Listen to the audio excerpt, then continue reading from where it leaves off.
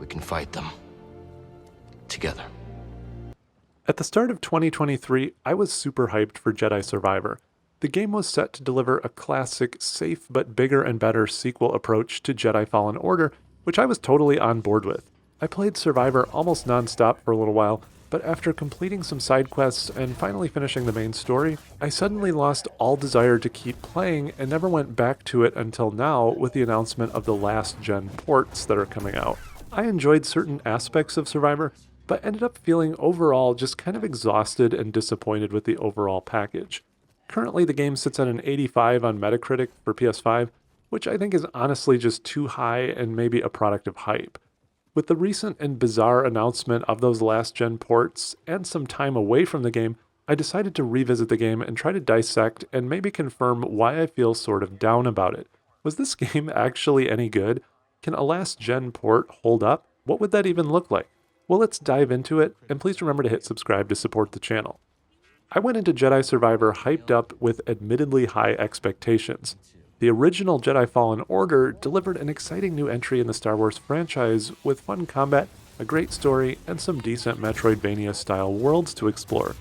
Jedi Survivor aimed to double down on all of these elements and leverage next-gen exclusivity to deliver an elevated experience.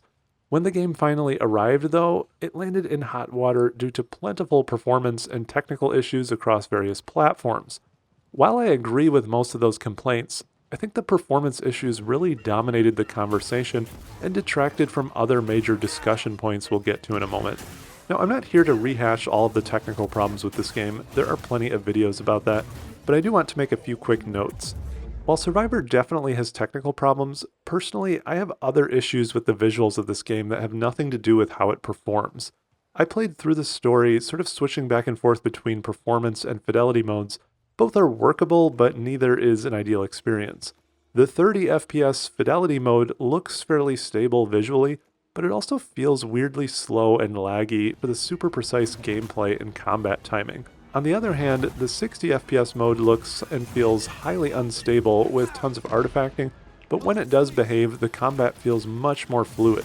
So the entire game, I kept kind of bouncing back and forth between them, never really happy with either. However, the game is certainly still playable, and while I think these performance issues are annoying, they didn't ruin the experience for me, and I think the PS5 version runs good enough. I'd recommend sticking with fidelity mode. Unfortunately, we'll probably get the worst of both worlds on PS4, which certainly won't help things.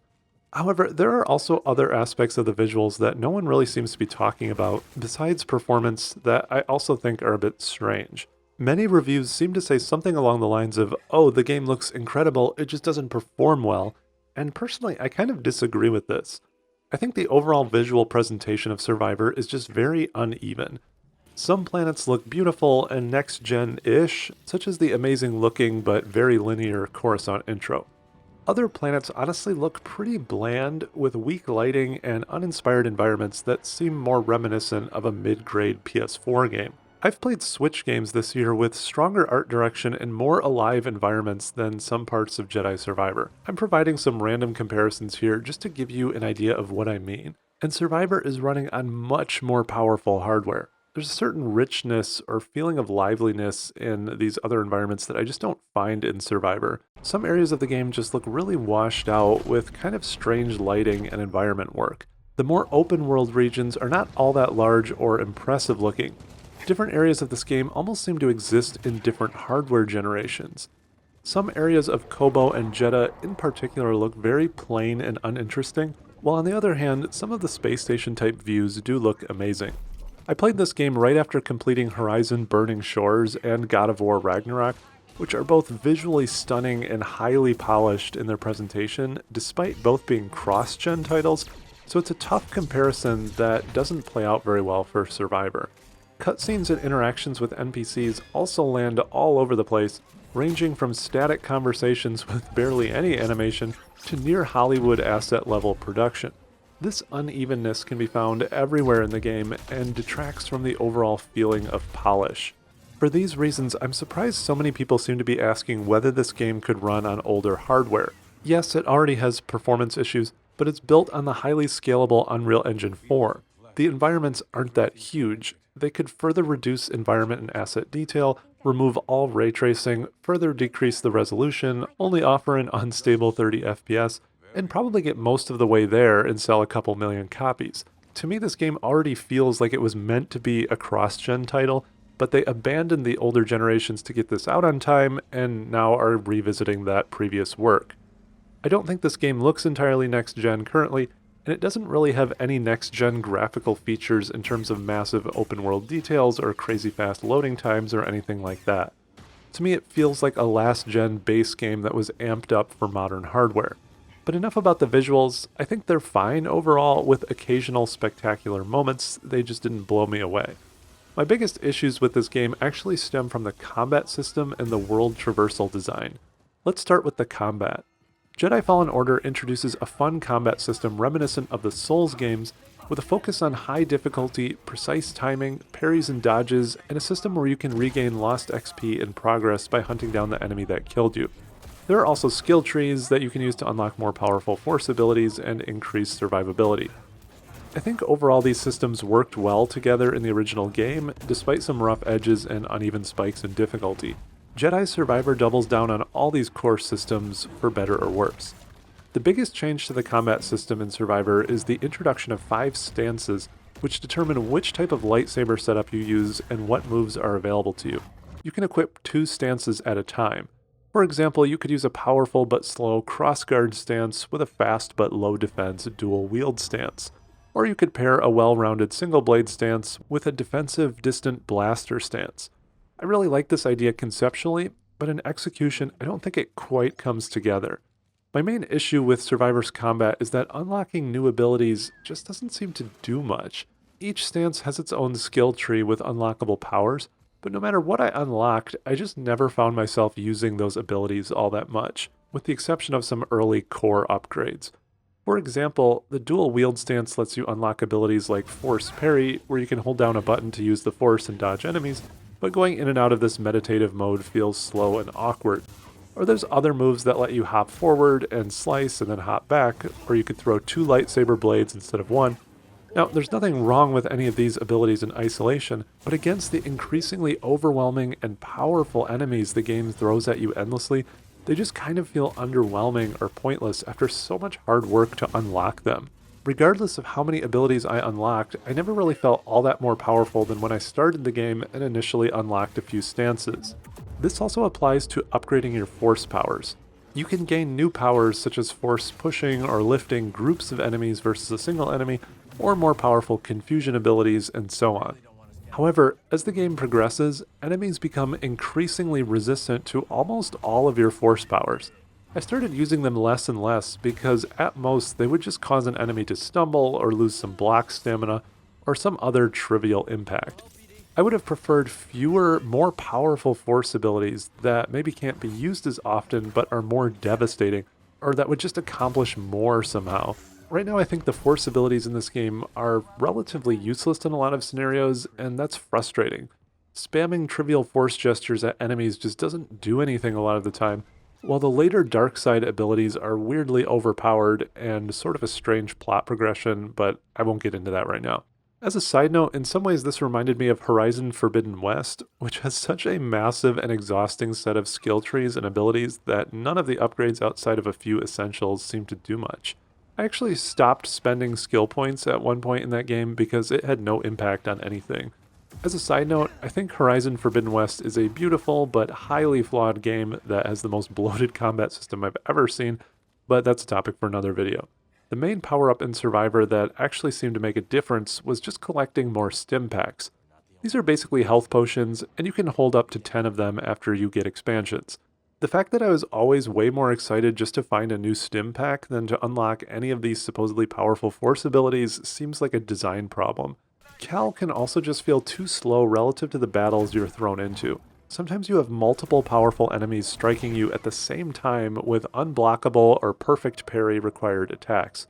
There were countless scenarios where I dodged one attack only for another to hit me from behind immediately afterwards, or maybe I parried 2 enemies perfectly in a row, but 2 behind me still get a hit in, or distant blaster shots interrupt me.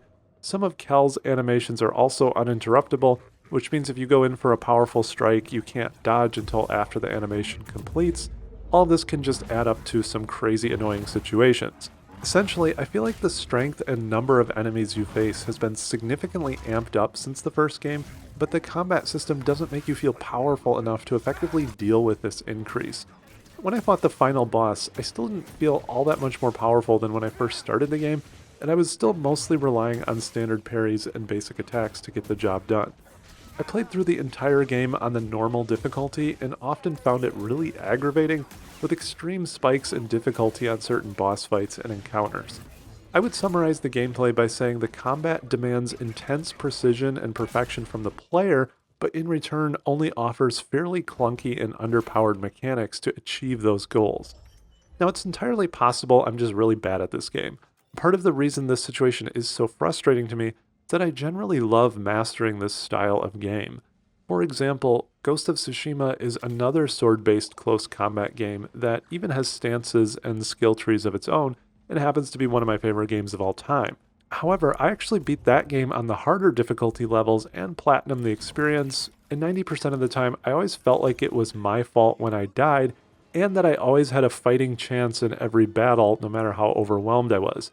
Jin the Samurai is fast and nimble, parries feel accurate, and unlocking new abilities actually made me feel like I had new tools to effectively manage crowds and dispose of enemies. The same applies to both God of War games, particularly Ragnarok, which are moderately similar in terms of combat style, but I had a much better time with. I think God of War does a fantastic job of making you feel strong while also still forcing you to keep up your guard and pay attention in combat. Again, I usually felt like it was my fault when I died.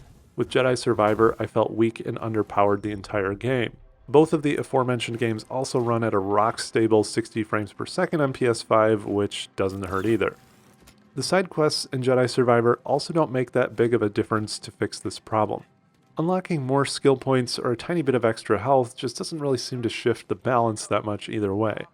Other games enable you to unlock more powerful armor, significant new abilities, upgrade weapons, and so on, but I just never felt like anything in Survivor mattered much in the grand scheme of things, and I got tired of collecting endless aesthetic clothing items that don't do anything. The side questing also introduced my second biggest gripe with this game, which is the world traversal system. Now, one of my favorite game franchises of all time is Metroid, so I'm no stranger to the Metroidvania-style world design and traversal systems. However, the world of Jedi Survivor felt like a tedious chore to explore at times. No matter where I went, there was never an environment where I could just freely roam around and explore and enjoy. I could never easily move forward without having to constantly check the map, figure out some kind of parkour move to get up to some kind of ledge, determine which shortcut leads where, or figure out how to get around some silly barrier despite being a Jedi. It's exhausting. The two main planets in this game are huge and intricate and make getting around feel like a slog at times. Other games in this style like Metroid, or even God of War to some extent, at least let you wander around freely and easily in a lot of areas, and it's only when you're unlocking new areas or getting a new power-up that you have to think tactically about the environment around you and how to progress further. Often in Jedi Survivor, to simply move forward in the game world, you have to climb up a wall, turn around, double jump over a chasm, run along a wall, grapple to a ledge, force grab onto another ledge. It's just excessive in such quantities. Everywhere you go, you run into arbitrary barriers that force you to do this over and over, and if you die, you have to complete long stretches all over again. Again, my problem isn't really the moveset or even the design of each of these isolated scenarios, but rather the constant and endless occurrences of them. There are segments of this game that are just parkour jumping for literally an hour or more at a time. Now, thankfully you can fast travel between save points this time around, and that does help a little bit. However, I wish the game had more sections like the opening Coruscant tutorial or a few of the endgame scenarios where you can move more freely and just run and jump and slice with better pacing and not have to labor through every meter of progress. I think the game could have used more variety here. Perhaps a larger number of planets with smaller environments, some of which are more open or free to explore, and some that are more intricate. The larger planets feel like endless and tedious labyrinths after a while. Now, I actually do like the general movement and traversal abilities that Cal has. The triple jump and grappling hook feel great to use, and in limited amounts I did enjoy the parkour platforming. It's just that almost the entire game is this endless obstacle course of this kind of movement, and it drags on for far too long at points. Jedi Fallen Order also started to have this problem to some extent, but planets were smaller and environments were simpler, so I didn't notice it quite as much during gameplay. Every time the game took a break from these endless labyrinths, I enjoyed it significantly more. There are some fairly simple but fun puzzle segments to be found, and I think some of the best moments of this game combine larger scale environmental puzzles with combat and clever traversal. A few great story moments that shake things up a bit are definitely high points as well. It's when the game resorts to just endless hallways of climbing and fighting that it can feel tedious and bland. Finally, I also have some issues with the story, and I'll issue a major spoiler alert here again. Proceed at your own risk. I think the main villain of Survivor is an interesting character, but his motives and backstory only feel partially explained and developed before he dies 2/3 of the way through the game. He's obsessed with the planet of Tanalorr, but it never really explains why he's obsessed with it beyond the general idea that it's strong with the Force and might be a good place to build temples and stuff. He becomes obsessed to the point of destroying his allies and waging war and being eternally bitter. It just feels like half of a motive. I don't know, maybe I missed something here. I just feel like it never really explained very well why he was so determined to hold on to this place. Towards the end of the game, he's also replaced by a different villain who is super underwhelming in comparison and obvious and feels more like a sub-boss. This final boss has motives similar to your own, so I don't really understand why they couldn't work together. There's also no civilization on Tanalorr, so I'm not sure how he expects to survive forever with just him and his daughter sealed away and no one else. It's just sort of a weird plot hole, which also makes the end of the game a bit strange, where you now have to watch over the daughter of this ex-Jedi you killed, who seems weirdly okay with the overall situation. Yes, she said her dad had been acting strangely, but I just don't think a kid would be okay traveling the galaxy with a stranger who's her father's killer, regardless of whether it was in self-defense. I don't know. The plot has some cool moments for Cal and Syrah and Vader, but otherwise it was kind of a letdown for me. I also thought the Cal romance side of the story was sort of awkward with no real chemistry. So anyway, I hope the inevitable threequel addresses a lot of these issues. I know I'm being hard on this game, and it does have a lot of enjoyable moments, but it just felt like a big missed opportunity that had a lot of issues with refinement. I hope the developers open up the game world a bit and give the combat and traversal more polish and some room to breathe. I hope they sort out the technical issues and deliver a smoother experience. I think the Jedi Survivor formula could be much more enjoyable with some changes. These are the types of things I think they should be spending their time on for the sequel, not on a last-gen port for a 10-year-old console that are sure to deliver a worse experience. What did you think of this game? Are you excited about a last-gen port? And what did you think of the gameplay or story? Please hit subscribe to support the channel, and I'll see you next time.